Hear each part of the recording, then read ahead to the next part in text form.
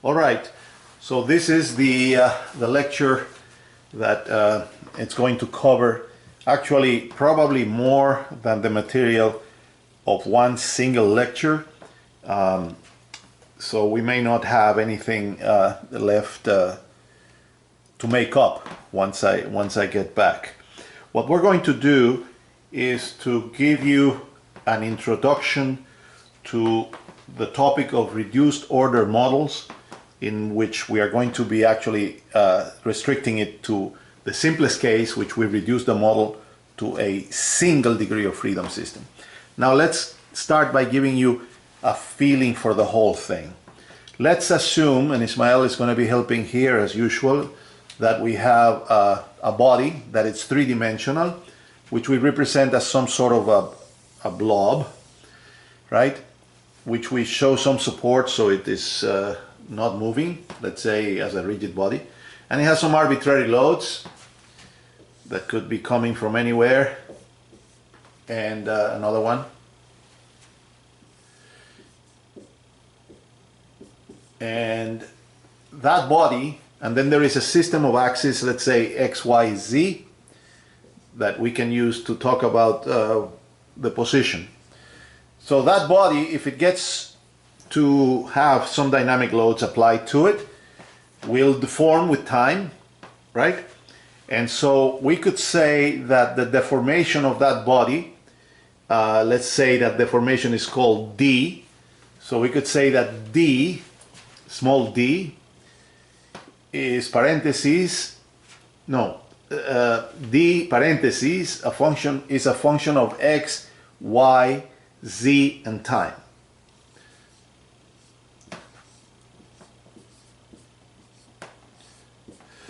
Okay, so the displacements at any point in that body due to the dynamics are a function of x, y, z, that is the location of that point, and time, right? Now, how many coordinates do we need to be able to know how much each point is moving? Well, we would need infinite, because there are infinite points, right? So this system is in general an infinite degree of freedom system, because it takes infinite coordinates to know where is every point. But we could, following along the lines of what we learned on Fourier series, for example, think in the following way. That displacement of x, y, z, and time could be written as equal to, and then we could say equal to some function which is only a function of space. So let's say phi1, which is a function of only x, y, and z, okay, multiply times another function which is only a function of time, y1 of t, plus another function phi2 of x, y, and z.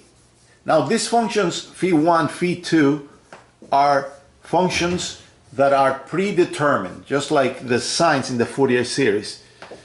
So let's do one more, plus phi3, and then you can say plus, etc. times y3 plus dot dot dot. So the displacement shape, which is actually requires infinite coordinates to be specified, or the dynamic response, could be said to be the sum of some functions which of x, y, z, which are fixed. So when you think about phi1, don't think about phi1 about something that we have to solve for. Just imagine, just like when we say the Fourier series uses signs, we just have to know how much of the first sign, how much of the second sign. So in the same way here, I can say, okay, phi1 is just some function, and phi2 is some function, and phi3 is some function, and so on. This becomes the basis to describe the displacements, right? And this, from a math point of view, you can see separation of variables. That is, the solution is a function of x, y, z, and time.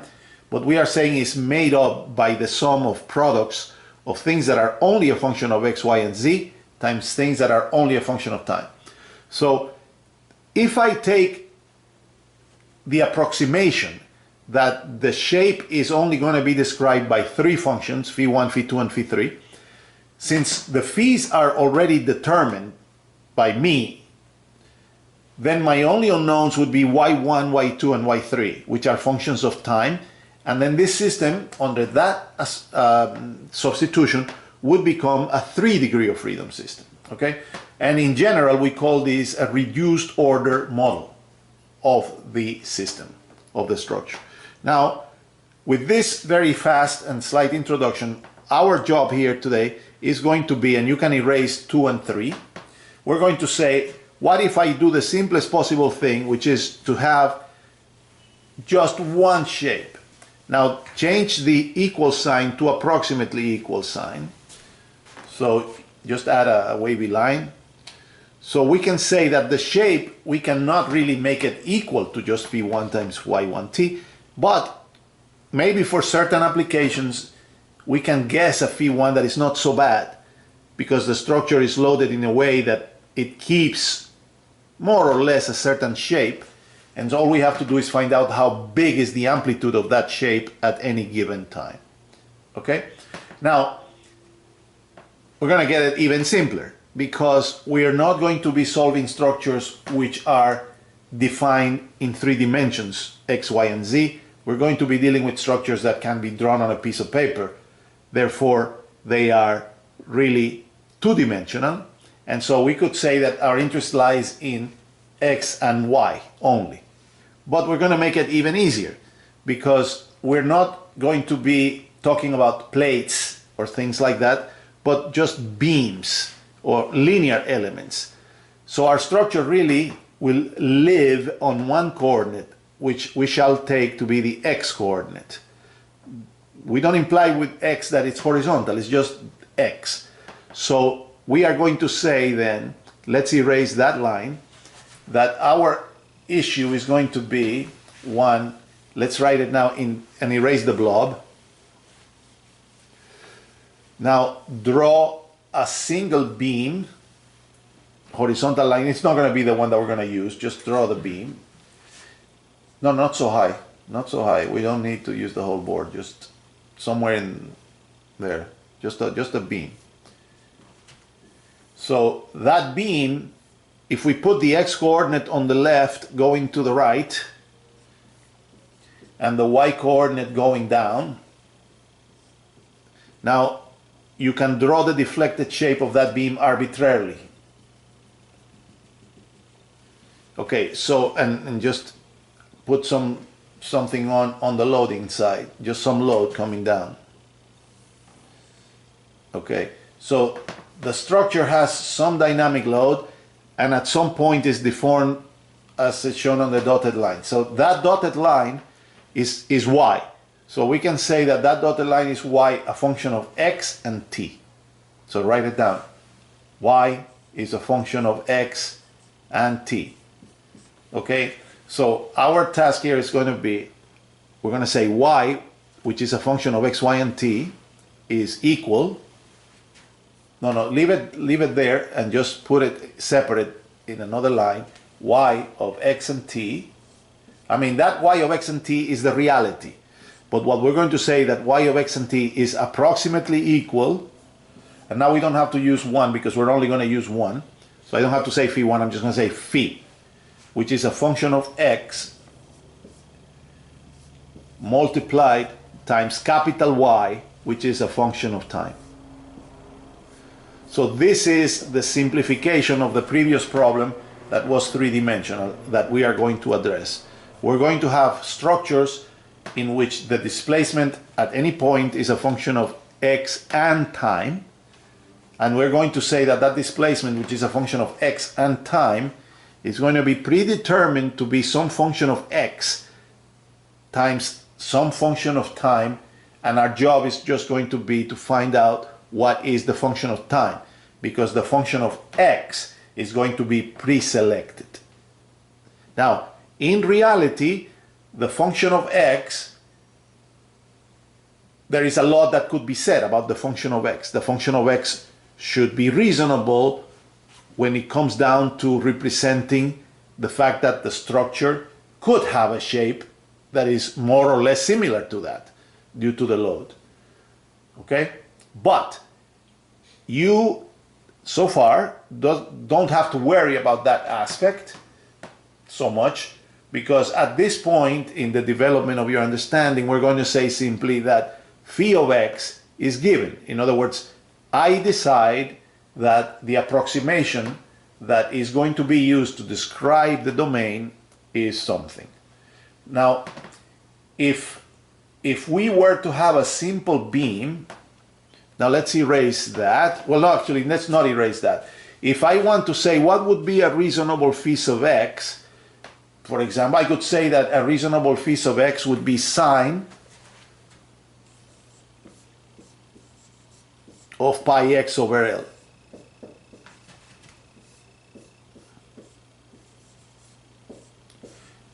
Assuming that the length of the beam is L. It's fine, I can see it. Why is that a reasonable shape? Because if x is 0, phi is 0. If x is L, phi is 0. Right? And that's the way the beam is. And if x is L over 2, then phi is 1. So I can see that I am actually representing something that looks kind of like the drawing we made. And for certain kinds of loads, which are all coming down and are reasonably distributed along the beam, such a shape might give a reasonable approximation of what happens during the dynamics. You have to keep in mind that it's not such a thing as having the correct shape. There is no shape which is the correct shape. The structure, depending on the loading, will not maintain a constant shape. It's not a single degree of freedom system. But we wish to make an approximation, and we are going to analyze it as a single degree of freedom. So now erase everything except the yxt phi x. Just, in other words, the bottom, that. So our task here is to recognize simply that the first step is to guess a shape, or to be given a shape. Once we are given a shape, then we simply need to do certain operations so that we arrive at the equation of motion of a single degree of freedom system where the unknown is y, capital Y, not little y, but capital Y.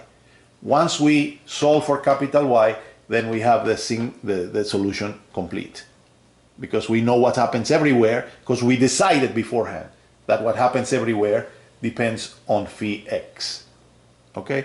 Now, if you want to have a physical feeling for it also, notice that wherever phi x is equal to 1, you can think that that's the point that you are describing, because at that point the y of t capital is the same as the little y of t.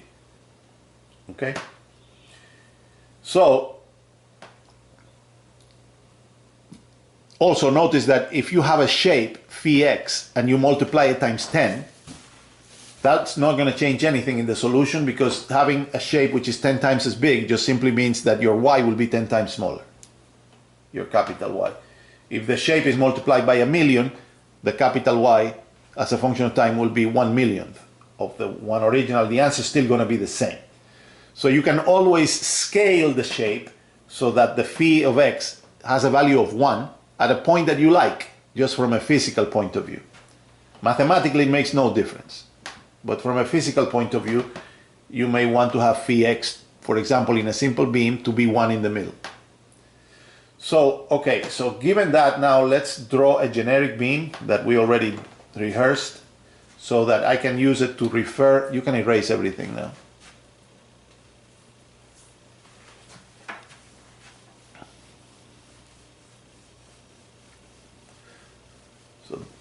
So we're going to put a generic beam here to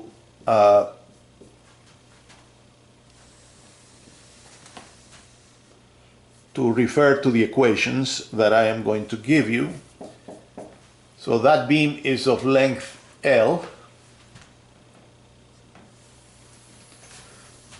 That beam has a mass per unit length m bar, so which is a function of x in general. Has an EI, which is a function of x, which is a flexural stiffness. It may not have, it doesn't necessarily need to have a constant EI. I could have a beam which is variable moment of inertia.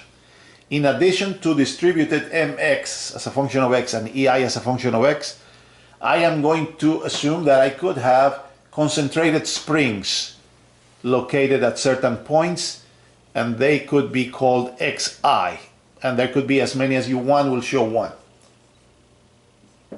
We could also have at other locations concentrated rotational springs. They could be called KRI, and there could be many or there could be none, but they would be KRI. In addition to the rotational springs and the translational springs, we could have concentrated masses at various points, in addition to the distributed mass m bar as a function of x, and we could refer to that mass as mi, and there could be 1, 2, 3, or none. These masses could be treated as idealized masses with no rotational inertia, but in general they would also have a rotational inertia ji, and there could be as many of those as we want. In addition to masses, springs, distributed inertia, distributed mass, we can also have, let's say, a distributed damping as a function of x, which we can call c bar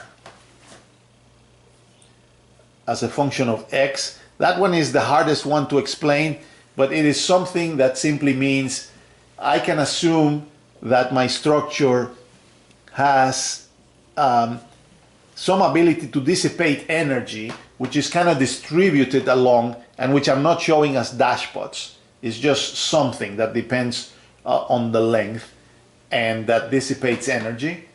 And we also have we have M, we have C, we have K, right? And distributed load. And we have now loading, but I was just checking whether we were missing. No, we might have now, yeah, we might have now concentrated loads.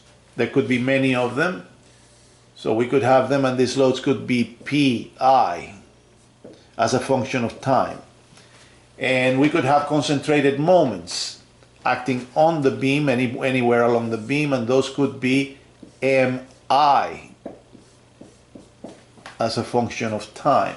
And we could have distributed loads over a certain portion of the beam, for example, that portion, and those loads could be Q, which would be a function of x and time. So this, I believe, is everything. We have mass distributed, mass concentrated, damping distributed. No, we can have concentrated dashpots also. So there may be CIs located at different locations. So we may have distributed masses or concentrated masses, or also concentrated rotational inertias. We could have distributed damping C bar or concentrated dashpots CI. We can have distributed stiffness, which is EI as a function of x. Flexural stiffness in this case is what we're restricting it to in this simplified treatment. And in addition to that flexural stiffness, we could have springs, Ki. And then we could also have applied loads on the structure. And those loads would be a number of concentrated loads, could be Pi as a function of time. And we could also have distributed loads that don't have to be uniform over parts or the complete structure, which we've called them Q as a function of x and time. With that notation, we can then say that the equivalent properties of the single degree of freedom, if we make the substitution y, so let's write on the left side there y, which is a function of x and t, no, a little higher, so you leave the space for the formulas. A little higher. There, yeah.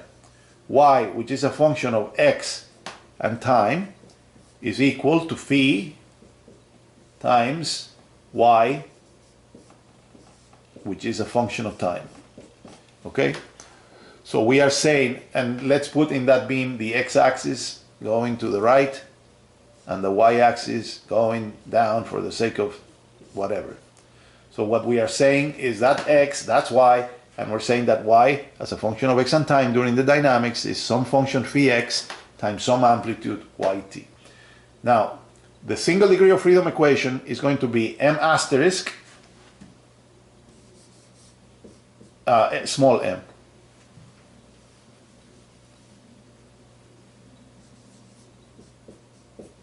times y double dot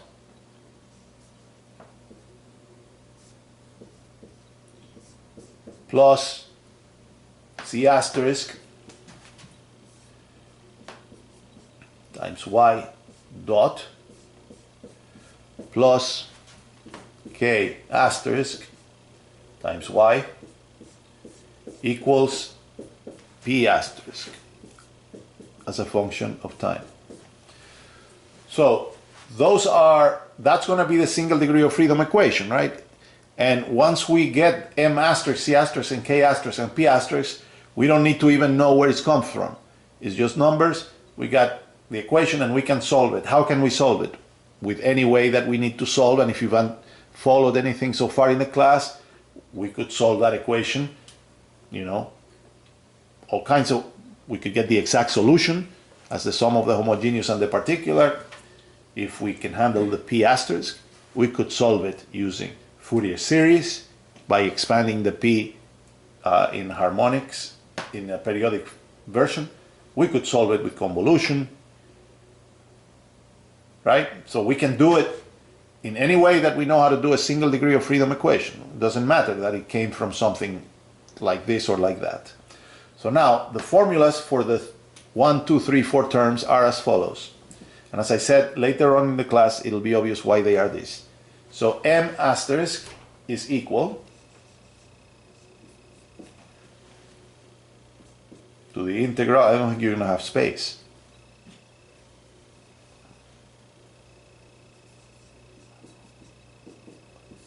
Now, this integral, we could write from 0 to L if we wanted to, right?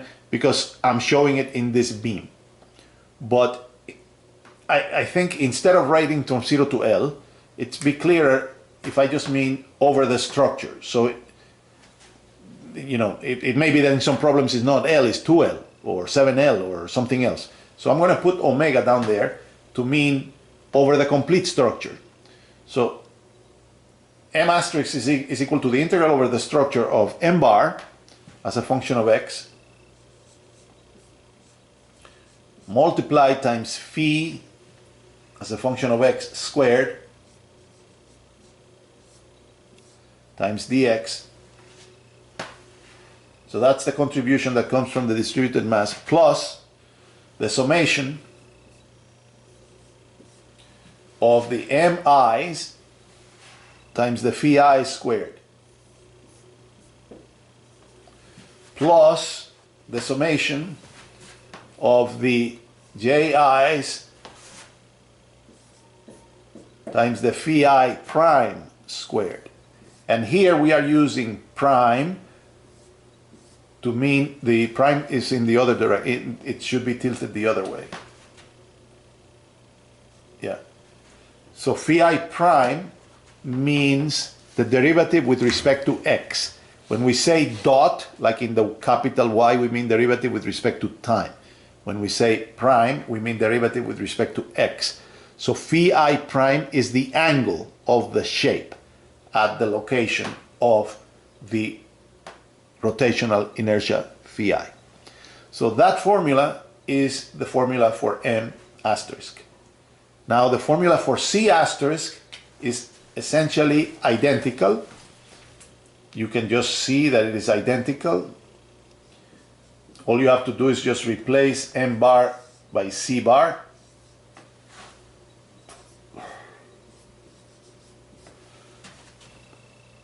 Everything else is the same, plus the summation of the ci's times phi I squared. There is no plus anymore because there's no rotational dashpots in our, we could have, but we didn't put any. So we're not putting any rotational dashpots.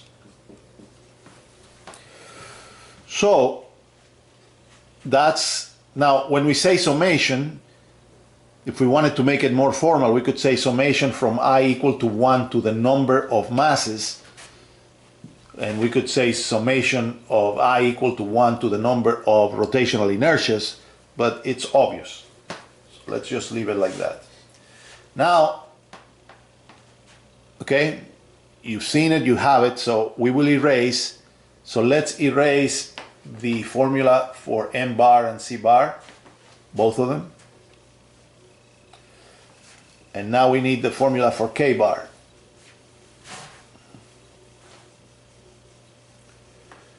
So K bar is, not K bar, I'm sorry, asterisk.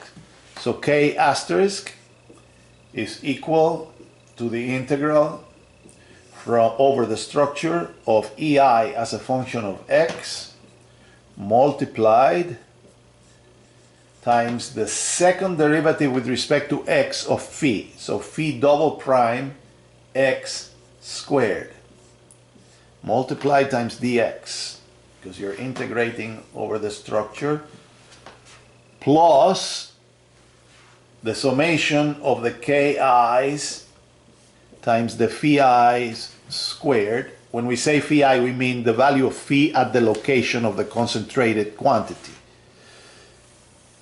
And plus the summation of the KRI's times the phi I primes squared.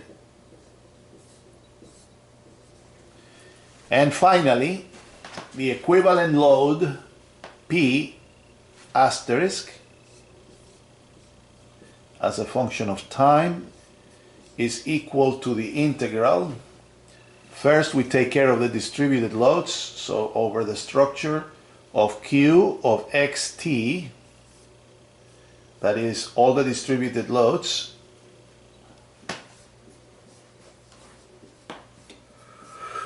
times phi of x times dx plus the summations of all the concentrated forces Pi times the phi i's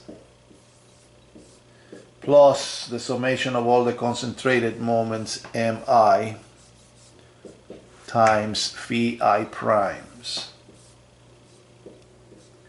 And that's it. So now we have a generic expressions to calculate the equivalent single degree of freedom system. In fact, even though it doesn't make sense because it's much easier, but if you wanted, you could check that this expression will give the correct answer even in the case when the system is exactly a single degree, like the one in the homework number 4. The only thing is that in that case, the shape phi is not a guess, it's the only one that can be.